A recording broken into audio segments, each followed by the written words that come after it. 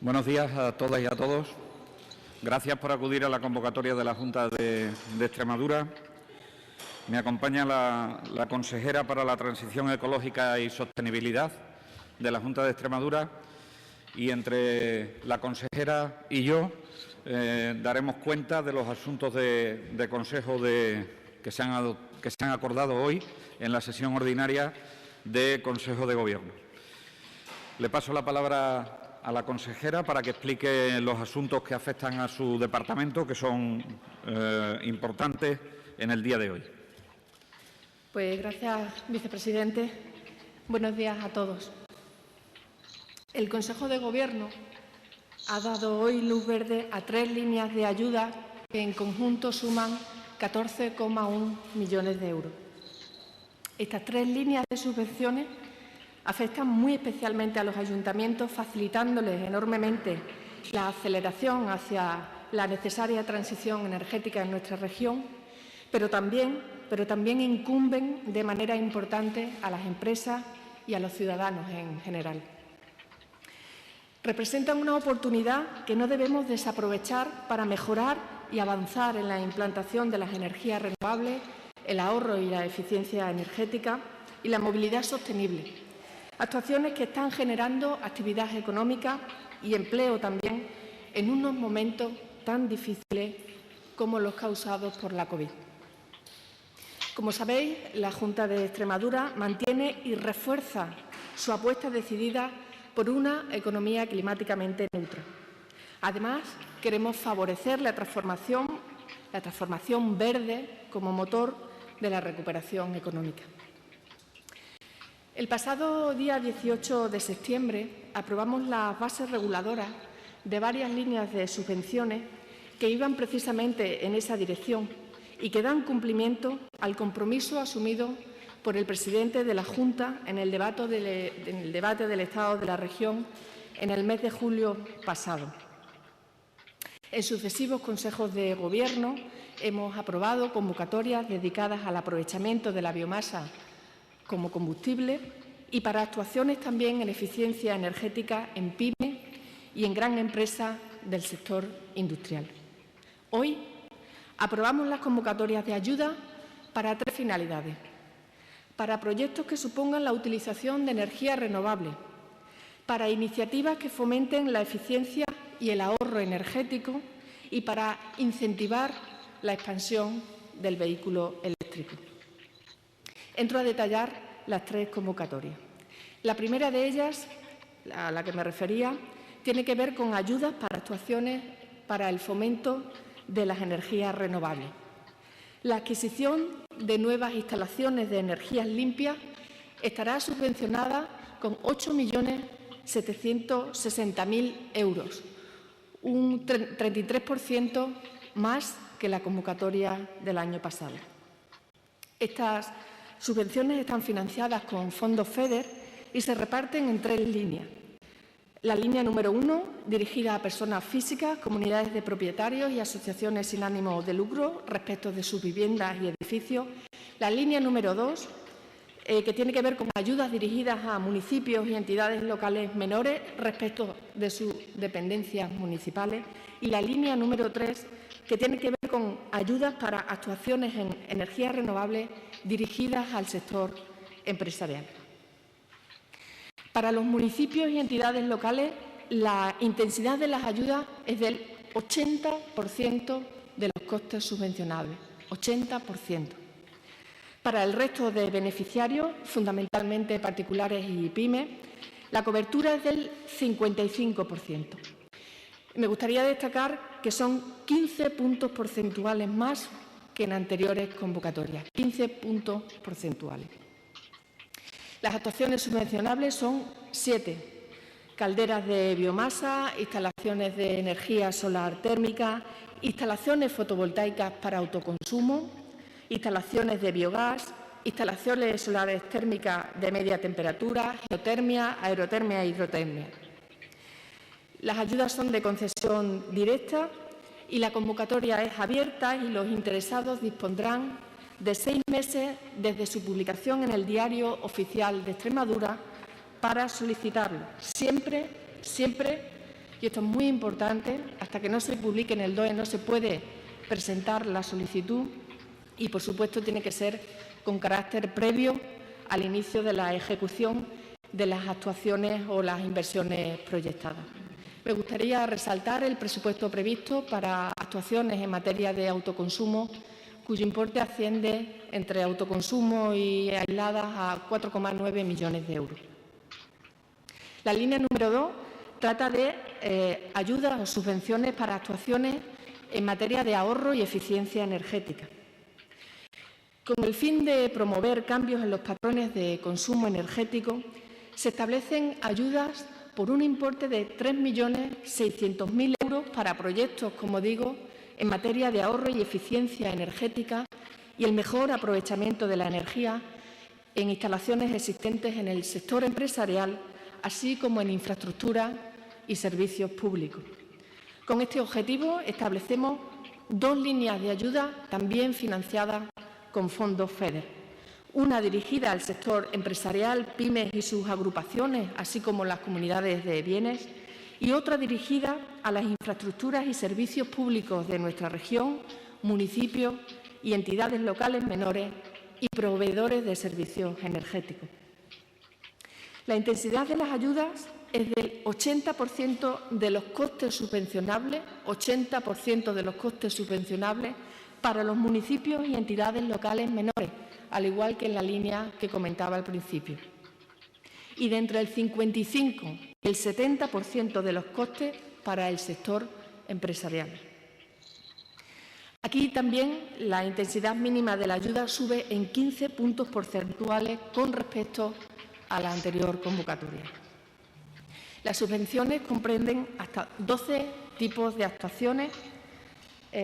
Os hemos pasado una relación y un documento que resume un poco todo lo que estoy comentando, pero tiene que ver con auditorías integrales, implantación de sistemas de energía, sustitución de equipos por otros menos consumidores de energía, también instalaciones de producción de frío y calor, iluminación interior, iluminación exterior, etcétera. También instalaciones de energía renovable. La convocatoria en este caso también es abierta, la concesión es directa y los posibles beneficiarios, al igual que en la línea número 1 que comentaba antes de energía renovable, disponen de 6 meses para solicitarla desde su publicación en el Diario Oficial de Extremadura.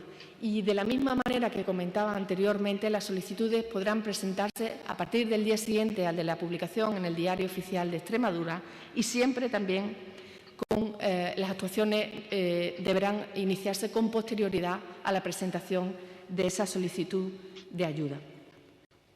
La tercera línea de la que hoy queremos hablar tiene que ver con ayudas para el fomento de la movilidad eléctrica. Concretamente, con estas líneas se disponen de 1.804.000 euros, también con cargo a fondos FEDER, para subvencionar tanto la adquisición de vehículos eléctricos como el desarrollo de las infraestructuras de recarga. Me gustaría señalar que esta línea no está dirigida a particulares. Los particulares, tendrán su línea específica en el Plan MOVES.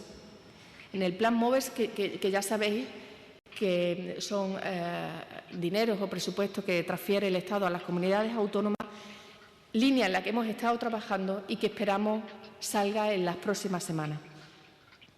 Hacemos precisamente esta diferenciación de beneficiarios con el objetivo de aprovechar mejor los fondos y, sobre todo, es fundamental evitar duplicidades en las 2 líneas.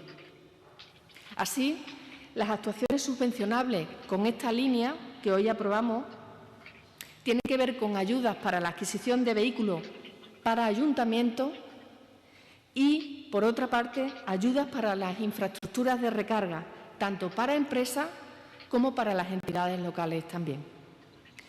De esta forma, en esta convocatoria tenemos 2 líneas de ayuda. Ayudas para la adquisición de vehículos eléctricos destinados al servicio público de transporte urbano colectivo, al servicio público con efectos logísticos para los ciudadanos y a la policía local y sus puntos de recarga vinculados. Los beneficiarios son municipios, entidades locales menores, mancomunidades integrales o empresas concesionarias de los servicios públicos. La intensidad máxima de ayuda sobre los gastos subvencionables por concepto es para las entidades locales también un 80%, para pequeñas empresas un 75%, medianas empresas 65%, grandes empresas 55% y asociaciones sin ánimo de lucro un 30%. Pongo un par de ejemplos para intentar que se entienda más claramente. Un autónomo recibiría una ayuda máxima de 5.500 euros para un turismo o 7.500 euros para una furgoneta, ambos con puntos de recarga vinculados. Otro ejemplo, un ayuntamiento recibiría una subvención máxima de 83.000 euros para un autobús o 20.000 euros para un turismo con punto de recarga vinculado. La segunda de las líneas tiene que ver con ayudas para el impulso en la instalación de estaciones de recarga de vehículos eléctricos. En este caso, como decía al principio, los beneficiarios son los municipios, las entidades locales menores, las empresas privadas y las comunidades de bienes también. Aquí la intensidad de la ayuda varía dependiendo de si la estación de recarga es o no restringida al público. Así, para un ayuntamiento la ayuda oscila entre el 70 y el 80% y para una pyme entre el 65 y el 75%. En el caso de que la actividad a realizar por la entidad local sea lucrativa, en este caso la intensidad de la ayuda pasa a ser del 55% en los dos tipos de acceso. Así, por ejemplo, un ayuntamiento o un autónomo podría recibir un máximo de 49.000 euros para una estación de recarga rápida alimentada por energía renovable. El procedimiento de concesión, en este caso, es bajo concurrencia competitiva y el plazo de solicitudes es de 2 meses desde que se publique la convocatoria en el Diario Oficial de Extremadura. Y finalizo. Como dije al comienzo de mi intervención, con estas 3 líneas de apoyo público movilizamos 14,1 millones de euros de recursos públicos que deben provocar un efecto multiplicador y reactivar más recursos privados en la economía regional, al mismo tiempo que sirven como pilares del nuevo modelo energético limpio y sostenible que estamos impulsando desde Extremadura. Nada más y muchas gracias, vicepresidente. Muchas gracias, consejera. En la línea que inicia la consejera de apuesta por parte de la Junta de Extremadura por desarrollar los ODS, los Objetivos de Desarrollo Sostenible, anunciarle, aunque tendrán información completa en la reseña que sacaremos de Consejo de Gobierno, que se han autorizado 3 asuntos.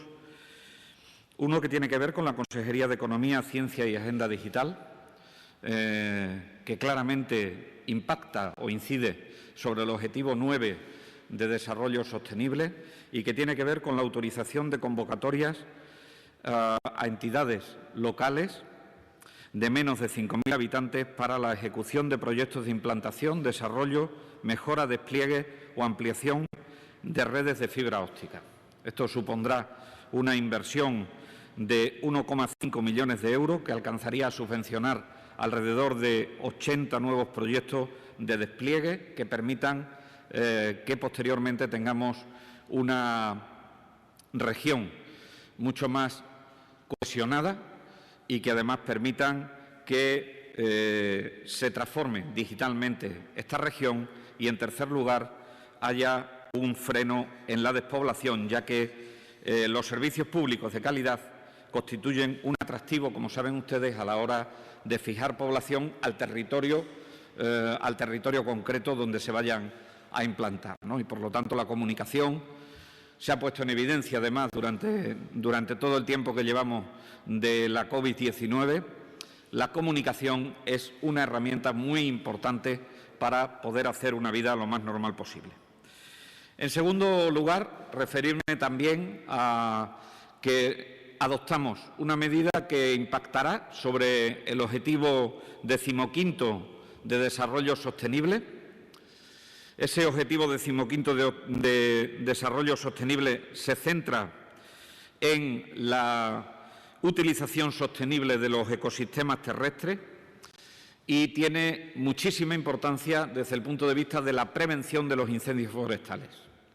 Es conocido y es sabido que los incendios se previenen en las épocas de otoño e invierno para que no ocurran durante el verano. Por lo tanto, se ha autorizado a la Consejería de Agricultura, Desarrollo Rural, Población y Territorio para la contratación de obras que conllevarían en ambas provincias trabajos preventivos para la conservación y mejora de infraestructuras forestales y tratamientos selvícolas. Esto se aplicará en la provincia de Cáceres, en las comarcas de Ibores-Villuercas, en Sierra de Gata, en La Vera y en el Valle del Jerte, y en la provincia de Badajoz, en Siberia y en la sección forestal de Badajoz Sur, dentro de esta provincia pacense. Los beneficiarios van a ser propietarios públicos y privados y la inversión en el total de la medida es de 3,1 millones de euros. Se trata de acondicionar los montes, se trata de acondicionar todo lo que tiene que ver las infraestructuras forestales, fundamentalmente, ya digo, en los montes, para que no ocurran desgracias en el verano, o al menos logremos prevenirlo. Y hemos tomado una medida también que afecta al objetivo número 10 de desarrollo sostenible, que tiene que ver con todo lo que es la cohesión social. Y esa cohesión social se manifiesta en que se ha autorizado la convocatoria de subvenciones a la Consejería de Sanidad y Servicios Sociales de la Junta de Extremadura, la convocatoria de subvenciones para la financiación de programas de interés general en Extremadura con cargo a la asignación tributaria del 0,7% del impuesto de la renta sobre las personas físicas. Es quizás el proyecto que nos permite aterrizar en lo que contribuimos cuando hacemos nuestra declaración de la renta, poniendo la X en la casilla de fines sociales, que no es incompatible con ponerla en la casilla de la Iglesia, pero que sin duda ninguna el poner la X en la casilla de fines sociales nos permite que Extremadura pueda invertir 7,4 millones de euros en la financiación de proyectos de interés general, de acción social, que conllevan la atención de población vulnerable o en riesgo de exclusión social. Saben que estamos en un momento, y cambio de tema, saben que estamos en un momento muy complicado de la onda epidémica de la COVID-19. Saben que en los consejos de Gobierno ya es habitual que traigamos medidas que los técnicos de salud pública nos sugieren que tomemos para intentar doblegar esa curva epidémica. Y, en este sentido, decirles que hemos adoptado medidas que van a afectar alrededor de 68.000 extremeños y extremeñas, que paso a detallarles. Finaliza la vigencia de las medidas de aforo adoptadas en las localidades de La Parra, de Llerena, de Montijo, de Navalmoral de la Mata y de Ribera del Fresno. No vamos a tomar ninguna decisión, es decir, vamos a dejar de caer las medidas que estaban adoptadas en la localidad de La Parra. Ha tenido un excelente comportamiento la localidad de La Parra en el control de la pandemia, de tal suerte que la incidencia acumulada a los 7 días en comparación con los 14 días es solamente del 19%. Quiere decir esto que la curva epidémica va en regresión en esa localidad y, por lo tanto, podemos hacer decaer las medidas de aforo que teníamos tomadas en la localidad de La Parra. Eso no significa que, como todas las localidades extremeñas, no estemos encima de ellas y estemos analizando la situación constantemente. Diferente es la situación con respecto a las otras localidades que les he citado en este primer bloque. Así, en la localidad de Llerena, si bien es verdad que las medidas están produciendo efecto, consideramos necesario la prórroga de las medidas en el control de aforo, la prórroga durante un periodo de incubación, 14 días. Su incidencia acumulada a los 7 días representa el 42% de la incidencia acumulada a los 14 días. Cierto que se va controlando, pero tenemos que incidir, dar un paso más para que en una localidad de alrededor de 5.800 habitantes podamos tener completamente controlada la situación. En las localidades de Montijo, de Navalmoral de la Mata y de Ribera del Fresno, prorrogaremos las medidas de control de aforo durante medio periodo de incubación, durante 7 días. Eso nos permitirá que la localidad de Montijo, que va evolucionando favorablemente, la localidad de Navalmoral, que va evolucionando favorablemente, y la localidad de Ribera del Fresno, que saben ustedes que está muy artefactada su incidencia acumulada por todo lo que ha ocurrido dentro del centro de la Providencia, pero cuya transmisión comunitaria es bastante menor, seamos capaces de estabilizarla en el tiempo. Por lo tanto, proponemos prórroga y así se hará en cuanto se publique en el Diario Oficial de Extremadura para esas localidades. Tomamos decisiones de reducciones de aforo, por un incremento importante en la incidencia acumulada tanto a los 14 como a los 7 días y un índice de positividad también importante en sus PCRs, sin que en este momento nos esté dando síntomas de mejoría en los últimos días, en localidades que representan alrededor de 20.000 extremeños y extremeñas. Esas localidades son Olguera, son Santa Amalia, son Herrera del Duque, Arroyo de la Luz, Torremejía, Bienvenida, Aillones y Santa Marta de los Barros. Localidades donde se tomarán medidas excepcionales de control de aforos que tienen que ver con o que son similares a las tomadas en otras localidades. Por el comportamiento en los últimos días, por la incidencia acumulada que tienen y por la positividad de las PCRs, no tenemos más remedio que, y así se lo propuse a sus alcaldes a su alcaldesa y a sus alcaldes en el día de ayer, adoptar cierre perimetral y medidas de control de aforo en la localidad de Hervás, con una duración de 14 días, y cierre perimetral y control de aforos en las localidades de Alcuéscar y de Arroyomolino. Afectarían a un total de 6.000 personas y es necesario tomarlo porque las incidencias, en cualquier caso, superan los 1.700 casos por cada 100.000 habitantes a los 14 días y los 1.100 casos por cada 100.000 habitantes a los 7 días, sin que haya una mejoría sustancial, teniendo un índice de positividad de alrededor del 29% en las PCR que se están realizando. Por todo ello, hemos decidido adoptar este criterio. Insisto en lo que decía en mis comparecencias anteriores. Estamos viviendo tiempos muy duros en la onda pandémica, tiempos muy difíciles en la onda pandémica. Les decía hace algunas ruedas de prensa que venían tiempos difíciles.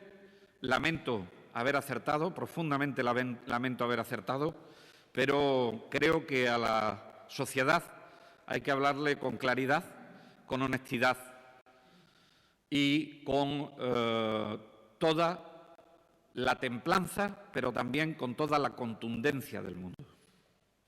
Es necesario reforzar las medidas, ahora más que nunca, para el control de la onda epidémica. De poco sirve perimetrar, de poco sirven otras medidas si dentro de nuestro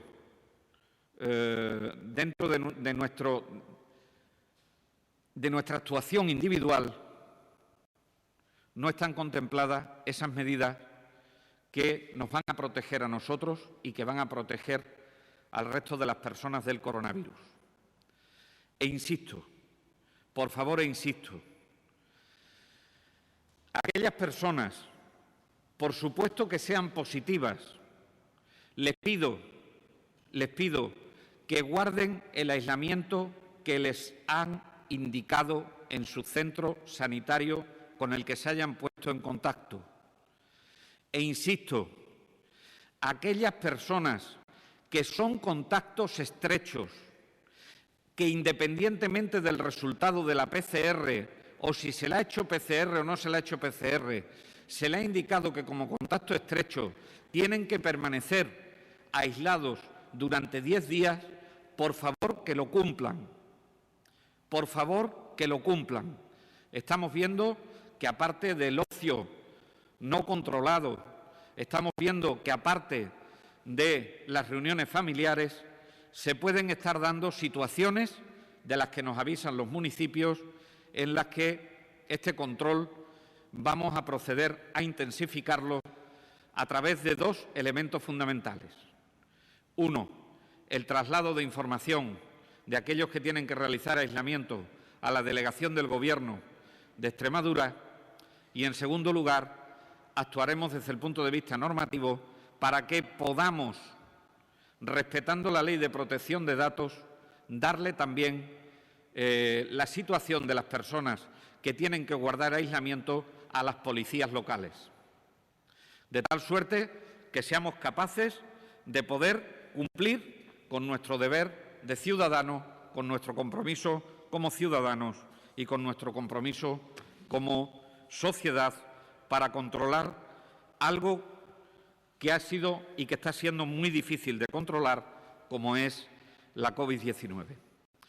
Por mi parte, nada más, y abrimos un turno de preguntas sobre los temas que ustedes estimen oportunos.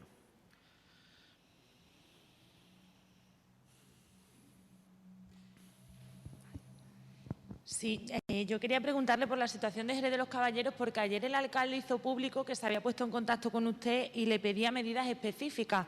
No lo menciona ni en las de control de aforo ni en las de cierre perimetral. Entiendo que la situación epidemiológica no requiere este tipo de medidas hasta la fecha. No sé si preocupa a ese municipio o no. Jerez de los Caballeros, les recuerdo que se encuentra con medidas de aforo en este momento, con medidas de aforo similares a la fase 2, que lleva 5 días y que los resultados en estas situaciones no empiezan a verse hasta los 7 días.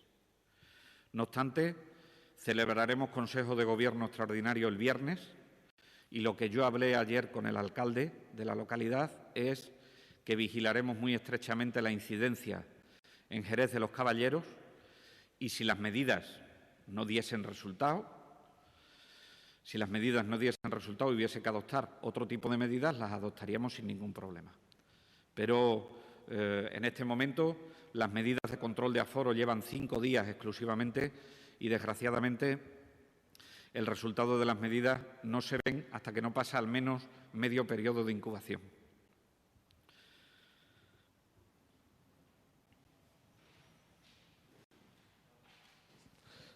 Buenas. Por matizar, estamos hablando de Arroyomolinos de Montánchez, ¿no? ¿Estamos hablando de...? De Arroyomolinos de Montánchez. Sí, sí, sí. Hay Perdón. otro Arroyomolino. Disculpe. Sí. Vale. Y luego... se encuentra a 2 kilómetros de Alcuéscar. Sí. Tienen una incidencia muy similar y entendemos, desde Salud Pública entienden que puede haber una comunicación intensa entre ambos municipios y por eso se perimetran. Lo último que ha comentado sobre... A ver cómo se salva eso de la protección de la identidad de las personas que están... Porque es queja común de los alcaldes. Durante la primera ola sí que se conocía, o bien porque la propia familia lo comentaba, o bien porque con total naturalidad se decía. ¿cómo es posible eso? Porque los alcaldes, en casos particulares, me lo comentan, no porque le interese que fulano o mengano lo tengan, sino, claro, para que haya cierta manera de cumplir con ese confinamiento. Veo que es una especie de callejón sin salida ahora mismo.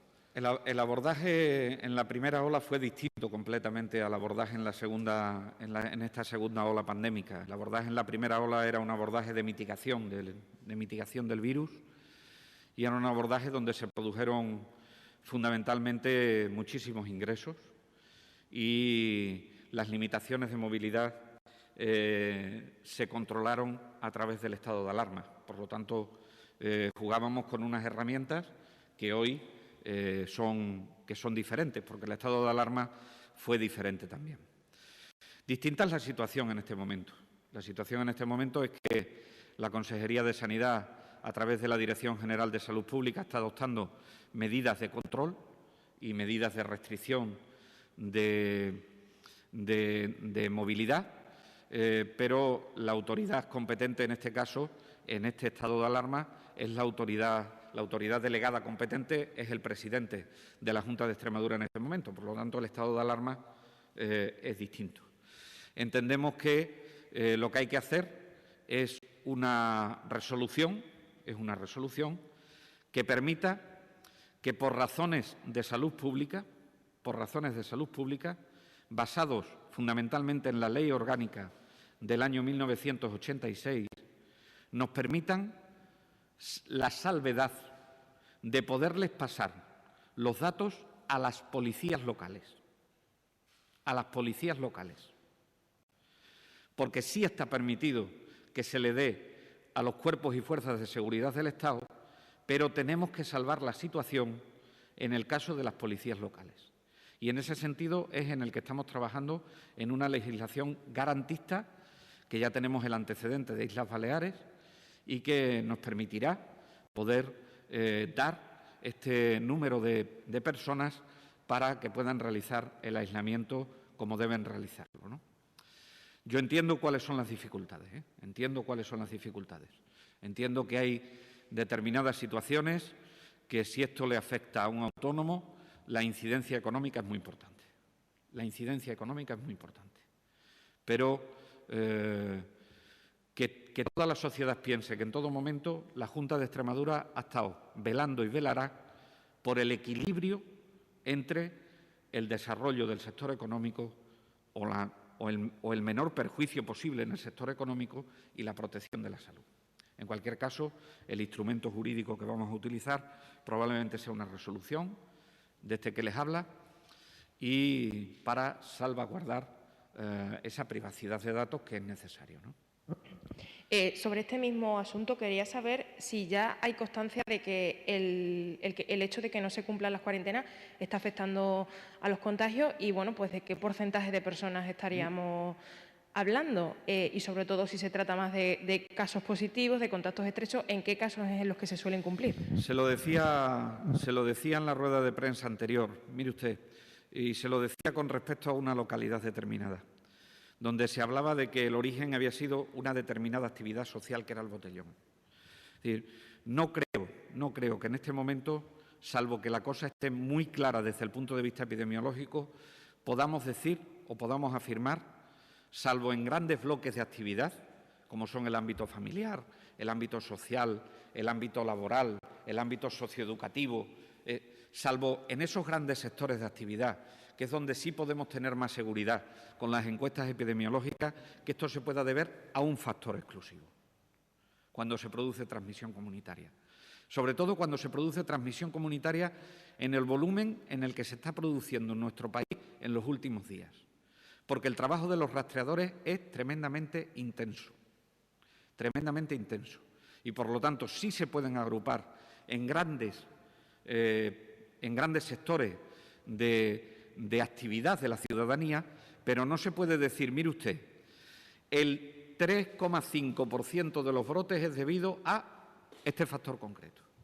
Hay situaciones que claramente están identificadas, pero es verdad que existe una necesidad de información que nos trasladan los alcaldes,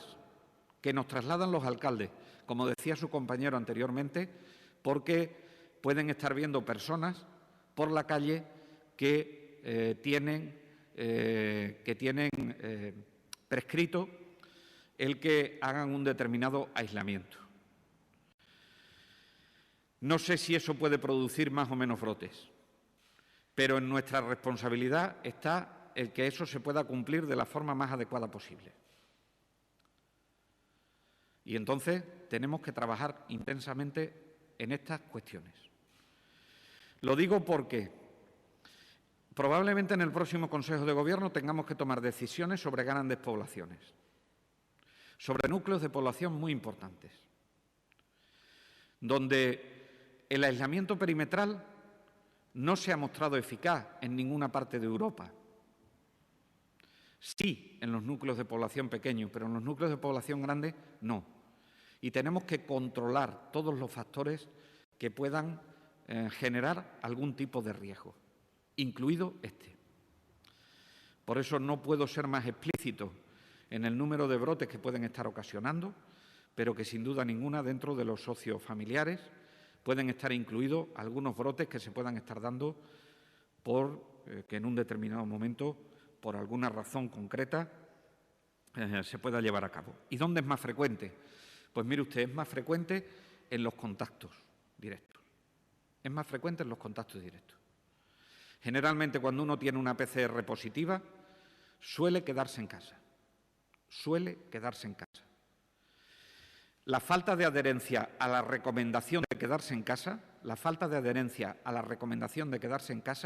se suele dar más en los contactos estrechos cuya PCR inicial ha sido negativa. O, habiéndose hecho la PCR y siendo contacto estrecho, se incumple hasta que le dan el resultado de la PCR. Y esto es algo que en este momento de transmisión comunitaria nos tenemos que tomar en serio.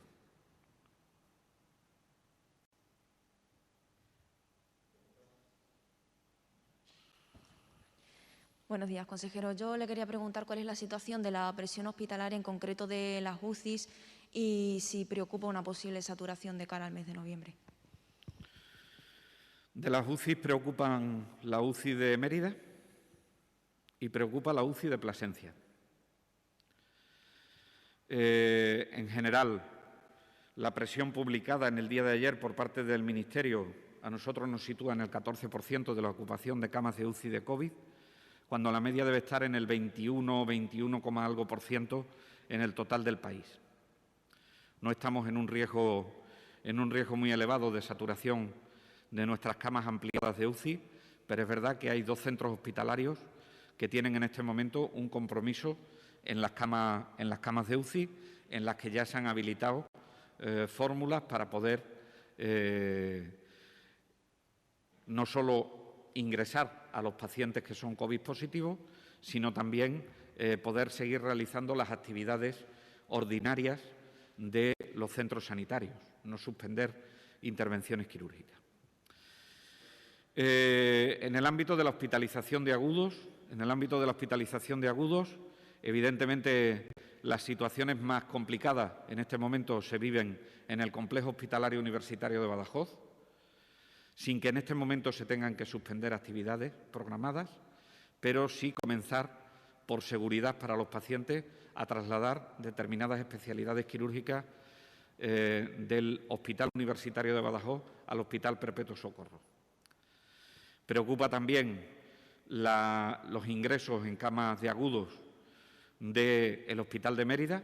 En este caso, en esta onda epidémica, el área de salud de Mérida es el área más azotada por la onda pandémica y, por lo tanto, preocupa, y estamos buscando alternativas para poder liberar camas que nos permitan poder seguir con la actividad ordinaria. En cualquier caso, estamos ya poniendo los planes de contingencia en marcha por si hubiese que hacer algo más.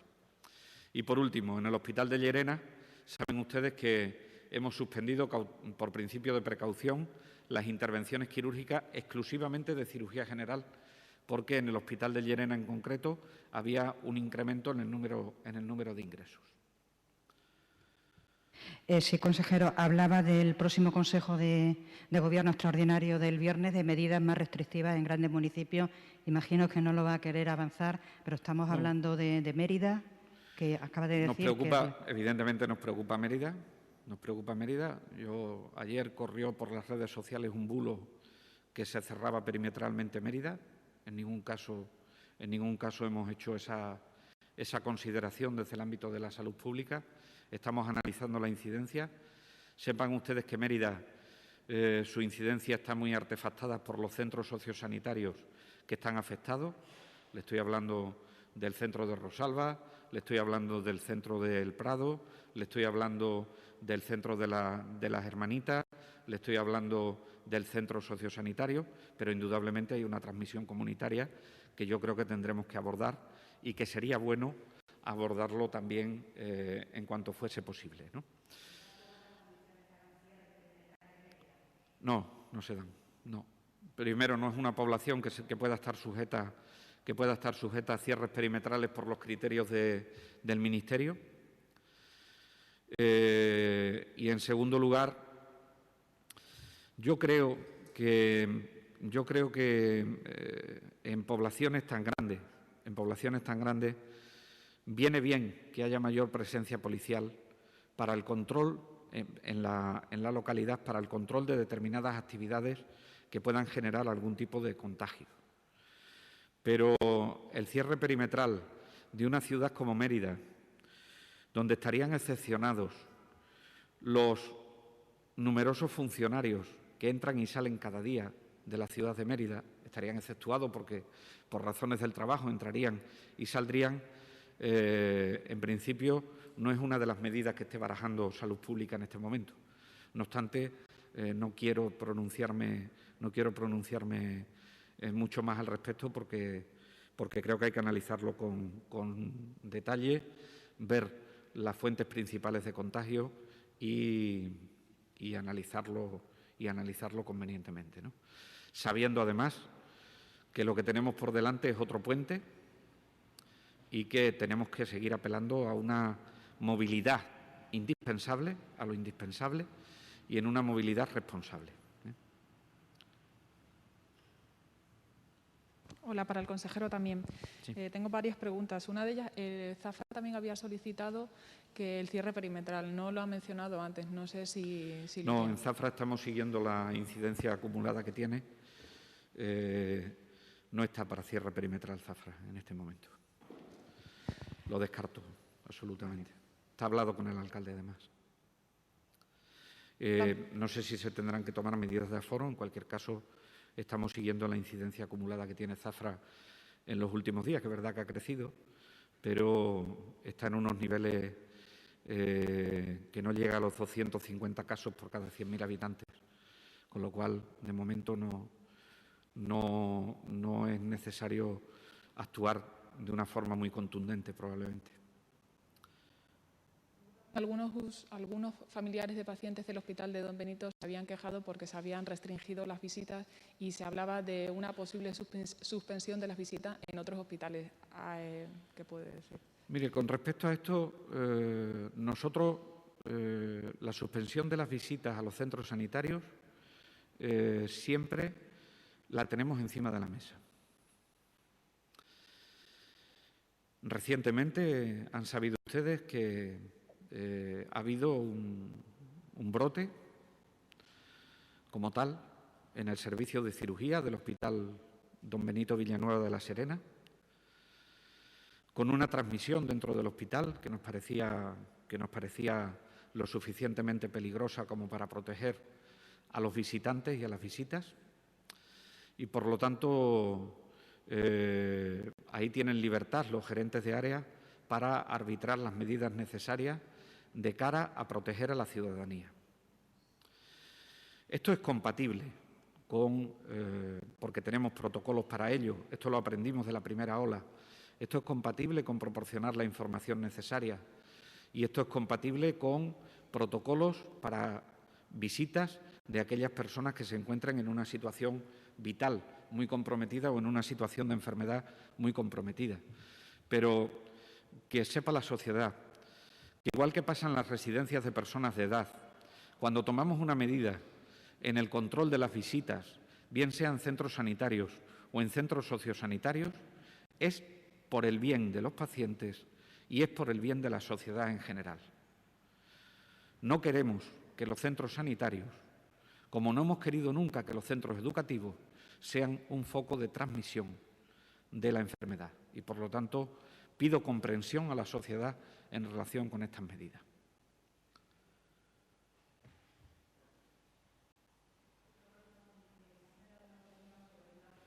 Se ha generado una polémica sobre unas declaraciones suyas de ayer en Almoral de la Mata a uno de los manifestantes sanitarios. Sí. Antes de entrar a ese hospital, para ver si puede matizarnos esas palabras. No, es que creo que no merece la pena matizar. Quiero decir, yo con todo el cariño del mundo y creo que en ningún tono amenazante, me parece que hay muchos médicos que se han dejado la piel, y que se siguen dejando la piel diariamente por controlar esta pandemia. En segundo lugar, estamos en unos momentos en los que la sociedad lo está pasando muy mal, Todos podemos conocer a gente que en este momento han pasado a las listas del paro, o todos podemos conocer a personas que están en ERTE, cobrando muy poco dinero y que estamos en una situación social muy complicada. Yo entiendo, respeto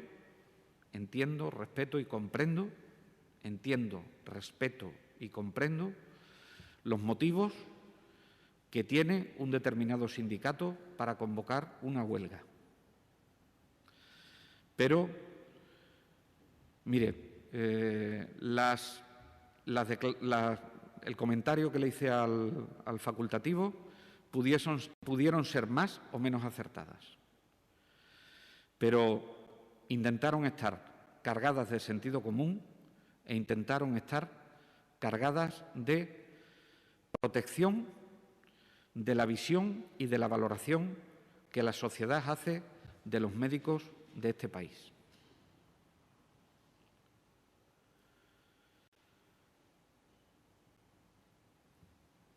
Entonces, comprendiendo el motivo de la huelga, para mí entiendo que este no es el momento de huelga. Ahora, ¿eso significa que yo no voy a escuchar a los médicos? Mire, yo escucho a los médicos todos los días. Precisamente en lo que estábamos en Navalmoral era en una reunión de la Junta Técnico-Asistencial del hospital, es decir, de los jefes de servicio de los hospitales y de los coordinadores de los equipos de atención primaria. Y voy a hacer todo lo posible porque sus condiciones laborales sean las mejores. Las mejores. Pero quiero que unas declaraciones que se hicieron en un tono para nada amenazante,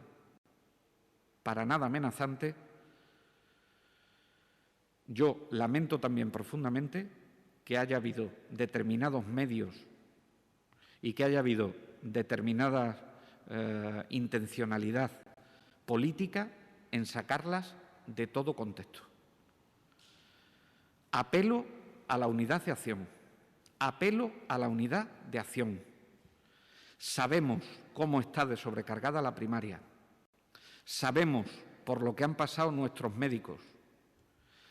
Pero no puedo entender, y soy médico, no puedo entender que la valoración tan excelente que tienen los médicos en el CIS,